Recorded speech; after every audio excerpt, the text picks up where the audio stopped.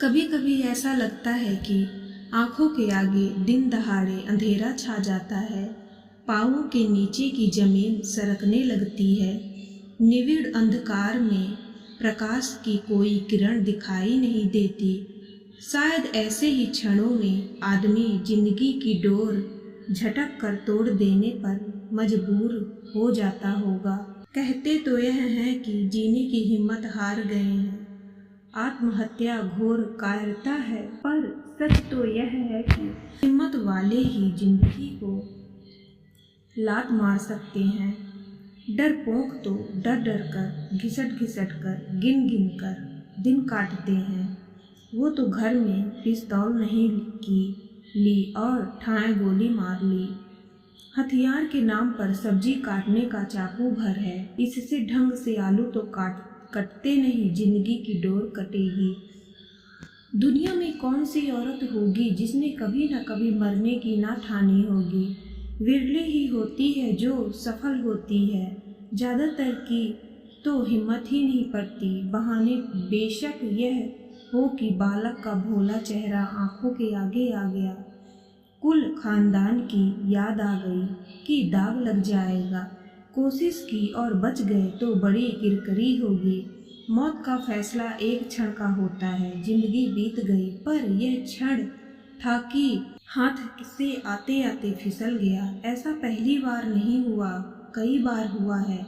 दुनिया ही नहीं छूटती तो यह देश, यह शहर, यह घर सब छोड़ छाड़ कर कहीं चली जाए जहाँ चैन से रहा जा सके। रात का अंधेरा छटा, हल्का हल्का भोर का उजाला फैला। भगवान का लाख लाख शुक्र है कि अपने पैरों पर खड़ी है और अपना और अपने बच्चों का गुजारा अच्छी तरह कर सकती है। फिर क्यों बेवजह दिन रात का नर्क भोगे। पहले मरने की सोची, फिर घर छोड़कर जाने की सोची और दरवाजा खोलकर बाहर निकल भी गई थी कि पाले अपने बच्चों को भी दहेज में नहीं लाई थी। इतनी बड़ी दुनिया में कहीं भी चली जाएगी, अकेली अपना कमाएगी खाएगी और इन लोगों का ना मुंह देखेगी ना अपना दिखाएगी। दरवाज़ा खुला था, सामने सुनसान गली पार कर सड़क तक पहुंची। इतनी रात को कोई सवारी भी ना थी, जाती कहाँ। सवारी भी होती तो रात के 2 बजे जाना कहाँ था। मान लो इतनी रात जाकर पीहर का दरवाज़ा खटखटाती, देखते ही अम्मा सनाका खा जाती। इतनी रात को क्या हुआ, फिर पीछे झांक कर देखती, कहती सुनील कहाँ है, अकेली आई है, क्या हुआ। सवाल ही सवाल, जवाब का पता नहीं। पति और बच्चों के साथ सच सवर कर जाए थोड़ी देर, थोड़े दिनों को मेहमान की तरह, तभी शादीशुदा लड़की की पीहर में इज्जत होती है। नहीं तो खोटी चवन्नी सी लौटा दी जाए या कोने में पड़ी रहे और दूसरी बहनें मोहर असरफियों सी खनकती रहें। अपने ही मन में छोटा लगने लगे अपना आपा। देहरी से बाहर कदम निकाल ले औरत तो अपना घर भी ऐसा बेगाना सा हो जाए कि बिना बुलाए लगे कि पाँव धरा ही नहीं जा सकता। अब बुलाएगा कौन। बच्चे बेखबर नींद में गर्क और सास का जाया मार पीट कर खर्राटे ले रहा है। देहरी तक आवाज आ रही है। अपने घर के दरवाजे पर अनमनी सी खड़ी रही वर्तिका अभी तो सब छोड़ छाड़ कर निकल गई थी कि नहीं रहना यहाँ एक पल भी। जाती कहाँ, लौट आई। अपने ही घर के दरवाजे पर अजनबी सी खड़ी रही। रात की गहन कालिमा ज्यादा की मन की निराशा ज्यादा। इसका फैसला कठिन था।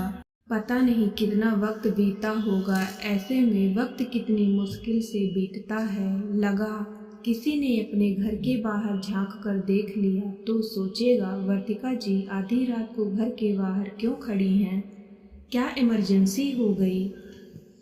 गहरी सांस लेकर फिर द्वार ठेल अंदर आई। मेरे कदमों से इसके सिवा जाना कहाँ, जीना मरना सब वहीं। इस घर के अलावा कोई ठौर नहीं है।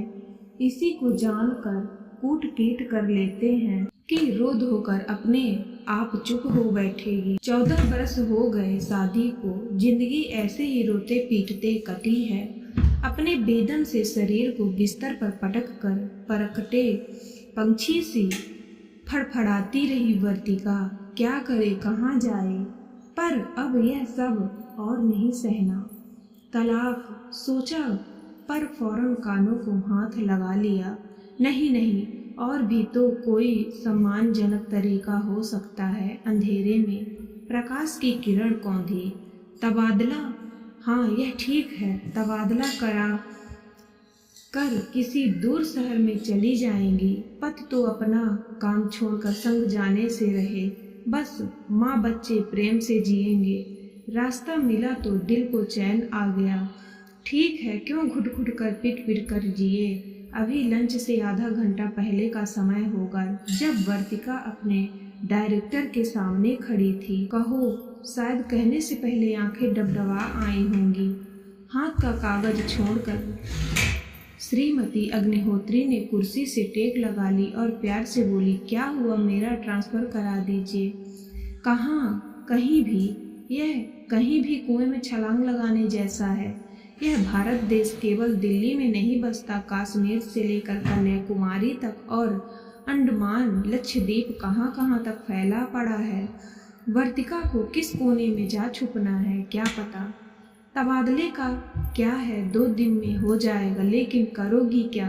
बच्चे परेशान होंगे, भागी फिरोगी हर बात को, नया शहर, नई जगह, तरह तरह के लोग, तरह तरह की निगाहें। पति साथ ना होंगे तो फौरन पास पड़ोसी पूछेंगे, मुन्ने के डैडी नहीं दिखाई देते, इस संडे को भी नहीं आए। जुबान पर आएगा कि तुम्हें क्यों चिंता है मुन्ने के डैडी की, पर नहीं कह सकोगी। ऐसे जवाब देते अपना दिल खुद कच्चा होगा। आज जिससे बचकर शहर छोड़ने को उतावली हो रही हो, कल उनकी राह ताकोगी कि अभी तक नहीं आए। फिर सारी दिनचर्या उनके चारों ओर घूमती रहेगी। वे अनुपस्थित होकर भी निरंतर उपस्थित बने रहेंगे और तुम उपस्थित होकर भी अनुपस्थित रहोगी। बच्चों के लिए भी उपस्थित माँ ने अनुपस्थिति डैडी ज़्यादा महत्वपूर्ण हो चुके होंगे। जिस पहचान के लिए तड़प रही हो वह एक छलावा है। औरत तो वह बीज है जो मिट्टी में मिलता है, तभी एक छतनार वृक्ष बनता है। पहचान के लिए, शांति के लिए तबादला चाहती हूँ। वर्तिका के स्वर में अनुनय थी। बहुत झगड़ा होता है, मैं तंग आ गई हूँ। झगड़े का कारण भी तो कुछ होगा, बस ऐसे ही मुंह से बोल नहीं फूटता, पीटने लगते हैं। किस बात पर? बिना बात, कुछ बात ना मानती होगी। मेरा दिल रोज रोज नहीं मानना चाहता। ओह, बस यही एक बात है। अब 14 बरस हो गए, हर समय यही फरमाइश, तुम मना कर देती हो और क्या, इसी पर मारपीट होती है। अब मारपीट से तो यह नहीं माना जा सकता, तो प्यार से समझाओ। कोई समझे भी। वर्तिका की आंखें झुक गई।